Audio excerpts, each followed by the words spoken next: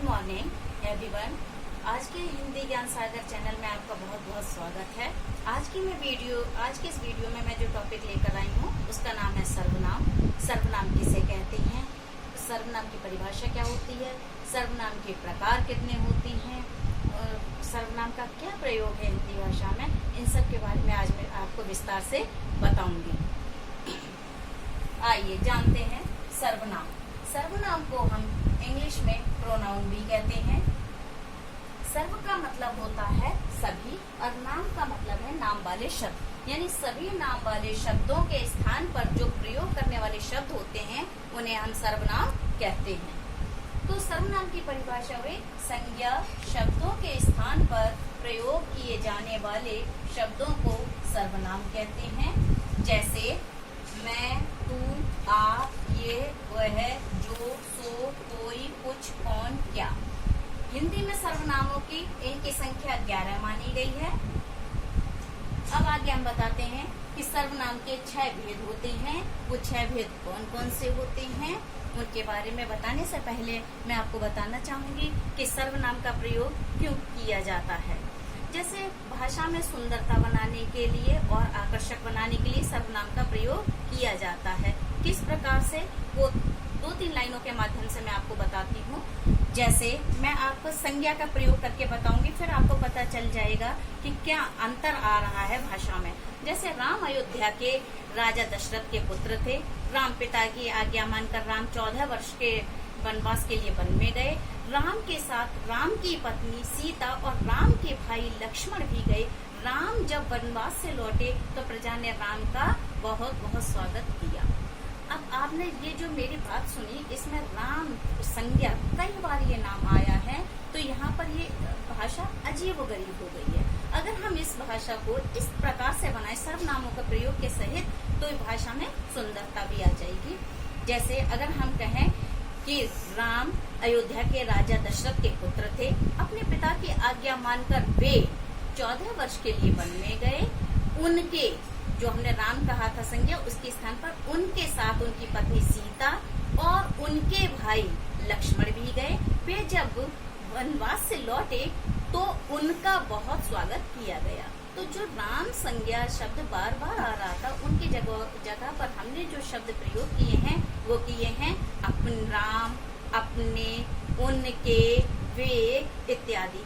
इससे भाषा में सुंदरता आ जाती है और एक भाषा में फ्लो आ जाता है। अब मैं आपको बताऊंगी कि सर्वनाम के कितने भेद होते हैं। सर्वनाम के यूं तो 6 भेद होते हैं, उनके बारे में, उनके उदाहरण, उनकी परिभाषा मैं अभी आपको बताती हूँ। सर्वनाम के 6 भेद होते हैं। पहला है आपका पुरुषवाचक सर्वनाम, दूसरा है आपका निजवाचक सर्वनाम, थर्ड पर है आपका प्रश्नवाचक सर्वनाम, फोर्थ पर संबंधवाचक सर्वनाम, फिफ्थ पर है आपका निश्चयवाचक सर्वनाम और 6 पर है आपका अनिश्चय सर्वनाम। अब मैं सबसे पहले आपके लिए विस्तार से पुरुषवाचक सर्वनाम के बारे में बताती हूँ। पुरुषवाचक सर्वनाम क्या है, पुरुषवाचक सर्वनाम के भी कितने भेद होते हैं, उनके बारे में। पुरुषवाचक सर्वनाम, पुरुषवाचक सर्वनाम किसे कहते हैं? वे सर्वनाम जो देखने वाले, सुनने वाले या किसी अन्य व्यक्ति का बोध कराते हैं, पुरुषवाचक सर्वनाम कहलाते हैं। पुरुषवाचक सर्वनाम 3 प्रकार के होते हैं। पहला है उत्तम पुरुषवाचक। उत्तम पुरुषवाचक से मतलब है वक्ता। वक्ता यानी बोलने वाला। जिस प्रकार मैं बोल रही हूँ तो मैं यहाँ पर क्या हुई, यहाँ पर मैं वक्ता हूँ, तो वक्ता यानी वो उत्तम पुरुष कहलाता है। वो प्रयोग क्या करते हैं? मैं, हम, हमारा, मेरा आदि। यदि मैं बोलने वाली, मैं वक्ता, अपने लिए क्या यूज करूंगी इन शब्दों के लिए? मैं, मेरा, हम, हमारा इत्यादि। दूसरा होता है आपका मध्यम पुरुष। मध्यम पुरुष यानी श्रोता। श्रोता सुनने वाला, जो सुन रहा है, वक्ता बोलने वाला और दूसरा श्रोता सुनने वाला, यानी मध्यम पुरुष। मध्यम पुरुष वाला हुआ सुनने वाला, तू, तुम, तेरा, आपका आदि। तीसरे नंबर पर है आपका अन्य पुरुष।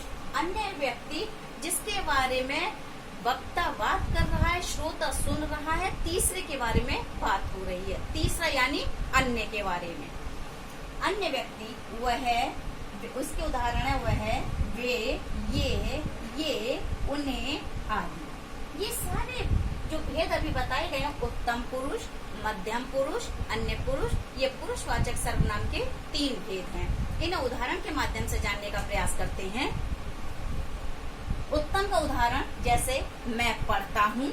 मध्यम पुरुष का आप भोजन करें, आपको सुनाई नहीं दे रहा, इत्यादि। अन्य पुरुष का वे दुष्ट हैं, वे कहाँ हैं, इत्यादि। इस प्रकार से ये आपका पुरुषवाचक सर्वनाम हुआ। अब मैं आपको दूसरे सर्वनाम के बारे में बताती हूँ। किसे अब हम बात करते हैं निजवाचक सर्वनाम की। पहला आपका सर्वनाम था पुरुषवाचक सर्वनाम, दूसरा है आपका निजवाचक सर्वनाम। निजवाचक, निज माने खुद, अपने आप को, स्वयं को कहना।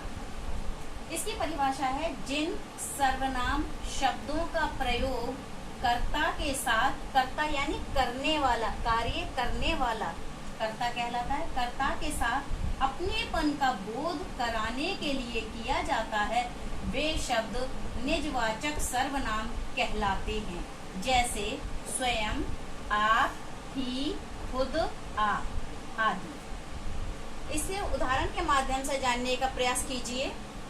उदाहरण है इसका, मुझे स्वयं, मुझे स्वयं यहाँ पर आया, कर्ता क्या कह रहा है, मुझे स्वयं वह काम देखना होगा। अब यहाँ पर कर्ता क्या कहता है, सेकंड उदाहरण में, मैं अपने आप काम कर लूंगा। थर्ड में कर्ता कहता है कि आप, यानी हम खुद भले तो जग भला। इस प्रकार आपने सीखे कि निजवाचक सर्वनाम किसे कहते हैं। अब हम बात करते हैं प्रश्नवाचक सर्वनाम की। प्रश्नवाचक सर्वनाम किसे कहते हैं। अभी हमने बात की पुरुषवाचक सर्वनाम, दूसरा आपका निजवाचक सर्वनाम। अब हम बात करते हैं आपके तीसरा सर्वनाम की, प्रश्नवाचक सर्वनाम। प्रश्नवाचक से आपको पता चल ही रहा होगा, प्रश्न यानी किसी से हमें कोई प्रश्न करना। प्रश्न में क्या क्या आते हैं, कौन, क्या, कैसे, कब। तो प्रश्नवाचक सर्वनाम की परिभाषा जानते हैं। जिन सर्वनामों का प्रयोग प्रश्न पूछने के लिए किया जाता है, वे प्रश्नवाचक सर्वनाम कहलाते हैं। जैसे कौन, क्या, कब, कैसे इत्यादि। अब इन्हें उदाहरण के माध्यम से जानने का प्रयास करते हैं।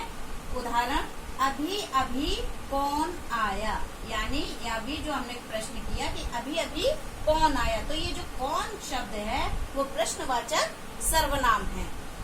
उस संबंध में तुमने क्या सोचा है। जब क्या आया तो क्या किसके लिए कहा जा रहा है कि क्या सोचा है, ये प्रश्न किया जा रहा है। कौन शोर कर रहा है, यानी नाम पूछा जा रहा है कि कौन शोर कर रहा है।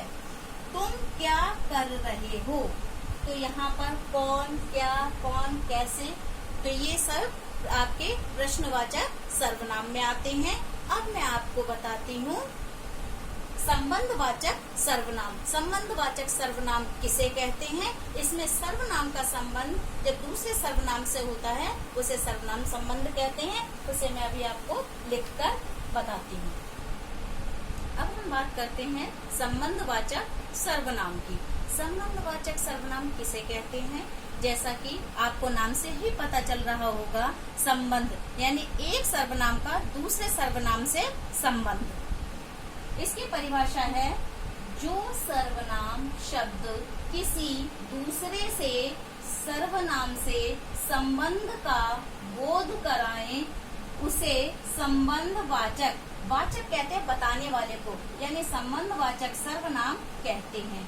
उदाहरण के लिए देखिए, पहला उदाहरण है इसका, जो पढ़ेगा, यानी यहाँ पर जो आया है शब्द, जो पढ़ेगा सो सफल होगा। जैसा करोगे वैसा भरोगे। जो डरेगा सो मरेगा। यहाँ इन शब्दों से हमने जाना कि एक सर्वनाम का दूसरे सर्वनाम से संबंध बताया जा रहा है, तो यहाँ संबंधवाचक सर्वनाम हुआ। वाचक कहते हैं बताने वाले को, यानी संबंध बताने वाले शब्दों को। अब आते हैं हम 5th नंबर पर निश्चय वाचक सर्वनाम, यानी निश्चय बिल्कुल निश्चित बताने वाले सर्वनाम के बारे में। इसकी परिभाषा, जिस सर्वनाम से किसी पास या दूर की वस्तु का या व्यक्ति का निश्चय पूर्वक बोध कराया जाए उसे निश्चयवाचक सर्वनाम कहते हैं। यानी जिस सर्वनाम से किसी भी पास या दूर की वस्तु का निश्चय पूर्वक हम बोध कराएं तो उसे हम निश्चयवाचक सर्वनाम कहेंगे। जैसे इसके उदाहरण है, ये है, वह है, वे, इनका। अगर हम कहें यह पुस्तक मेरी है तो ये निश्चित है कि ये पुस्तक मेरी है, किसी और की नहीं है। यहाँ पर ये निश्चय हो चुका है कि ये पुस्तक मेरी है। या वह घर उसका है, वह घर उसका है। अगर हम बता रहे हैं कि वह घर उसका है तो ये निश्चित है, हमें पता है कि ये घर उसका ही है, किसी और का नहीं। तो ये आपके निश्चयवाचक सर्वनाम के उदाहरण हैं। अभी मैं लिखकर आपके लिए बताती हूँ। अभी हमने बताया आपके लिए निश्चयवाचक सर्वनाम। निश्चयवाचक सर्वनाम की अभी हमने आपको परिभाषा बताई। निश्चय यानी निश्चित, किसी चीज का निश्चित होना। अब उसके हम उदाहरण के माध्यम से जानते हैं कि निश्चय, ये मेरी दीदी है, ये मेरी दीदी है, यानी ये निश्चित है कि ये किसी और की नहीं, मेरी दीदी है। यह इनका विद्यालय है, यह इनका विद्यालय है, यानी ये पता है कि ये किसका, कि इनका। यह इनका विद्यालय है, किसी और का नहीं है, इनका ही है, निश्चित है, जो सामने वाला पर्सन है उसका विद्यालय है। तीसरा आता है, वह घर राम का है, यानी कौन सा वाला घर, कि वह घर। ये निश्चित है कि वह घर राम का है, किसी और का नहीं है। ठीक है, तो ये हुए आपके निश्चयवाचक सर्वनाम के उदाहरण। अब आपका 6 नंबर पर अंतिम आपका सर्वनाम का उदाहरण परिभाषा है, अंतिम भेद है आपका सर्वनाम का अनिश्चयवाचक सर्वनाम। इसकी परिभाषा है, जिस सर्वनाम से किसी निश्चित व्यक्ति वस्तु का बोध ना हो, यानी जिस सर्वनाम से किसी निश्चित व्यक्ति या वस्तु का बोध ना हो उसे हम अनिश्चयवाचक सर्वनाम कहते हैं। वाचक, जैसा कि मैंने बताया, बताने वाला, यानी जिस चीज का निश्चित पता ना हो। ठीक है, जिस चीज का निश्चित हमें पता ना हो, किसी वस्तु का या किसी भी व्यक्ति का। जैसे पिताजी से कोई मिलने आया है।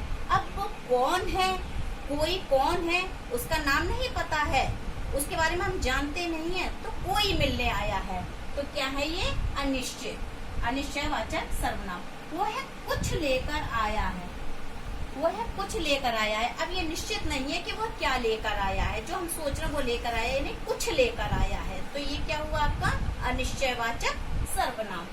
कोई आ रहा है, कोई आ रहा है, हम जानते नहीं है कि वो कौन आ रहा है, कोई आ रहा है। तो आपने आज की इस वीडियो में जाना सर्वनाम, सर्वनाम की परिभाषा, सर्वनाम के भेद और उसके भेदों के सबके उदाहरण। आशा करती हूँ आपको ये वीडियो पसंद आई होगी। और अंत में मैं एक बार फिर से कहूँ कि ये भी, जैसे मैंने पहले संज्ञा बताई थी, वो भी विकारी शब्द हैं, सर्वनाम है ये भी विकारी शब्द हैं। अब जो आगे मैं टॉपिक क्लियर कराऊंगी आपको, क्रिया और विशेषण, वो भी विकारी शब्द हैं। इन चारों को हम विकारी शब्द कहते हैं। विकारी यानी रूप बदलने वाला। आज के इस वीडियो में आपको सर्वनाम के भेद, सर्वनाम की परिभाषा सब कैसा लगा, आप प्लीज मुझे बताइए और मेरे चैनल को सब्सक्राइब कीजिए। बहुत बहुत धन्यवाद।